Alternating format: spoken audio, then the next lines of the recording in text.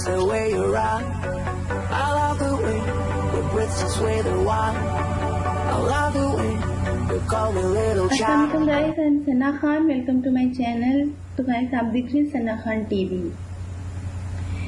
तो जिन लोगों ने अभी तक हमारे चैनल को सब्सक्राइब नहीं किया, प्लीज़ ये वीडियो देखने से पहले हमारे चैनल को सब्सक्राइब कर दीजिएगा, हमारी वीडियो को लाइक एंड शेयर कर दीजिएगा। आज की रेमेडी में एक है कि किस तरह से हम सन ब्लॉक घर पर तैयार कर सकते हैं। बहुत ही इजी तरीका है।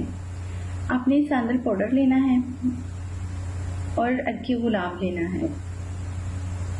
सैंडल पाउडर और थोड़ी सी अरके गुलाब का हल्का सा पेस्ट बना लेना है और इस पेस्ट को आपने अपने फेस पे अप्लाई करना है। इसके बाद आपने अपनी गर्दन पे और जिल्द के तमाम खुले मसामों पर इसको यूज़ करना है।